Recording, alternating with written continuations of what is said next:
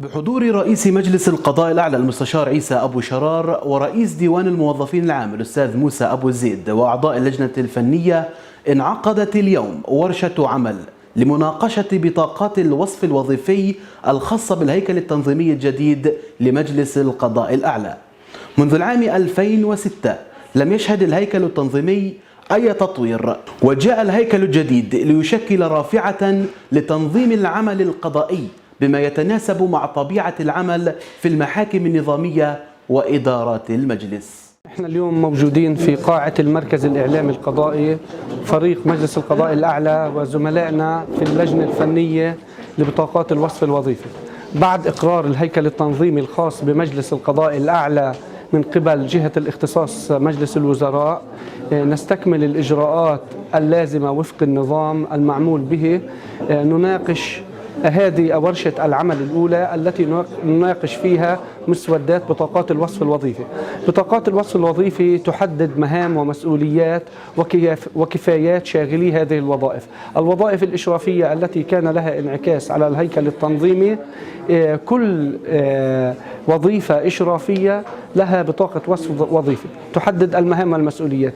سلسلة من الورشات فريق مجلس القضاء وزملائنا في اللجنة الفنية لبطاقات الوصف الوظيفي، إن شاء الله بالنهاية نتوافق على تلك البطاقات من أجل رفعها لمجلس الوزراء للمصادقة عليها، حتى نتمكن في مجلس القضاء الأعلى من إعادة تسكين الموظفين العاملين في السلطة القضائية على الهيكل التنظيمي الجديد.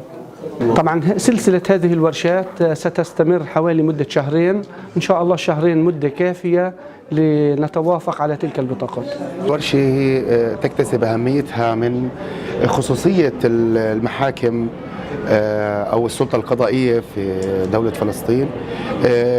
رح تركز هذه الورشة على إعداد بطاقات الوصف الوظيفي للهيكل التنظيمي المحدث للسلطة القضائية كاملا، مع أخذ بعين الاعتبار الخصوصية للمحاكم المنتشرة في المحافظات التابعة للسلطة القضائية.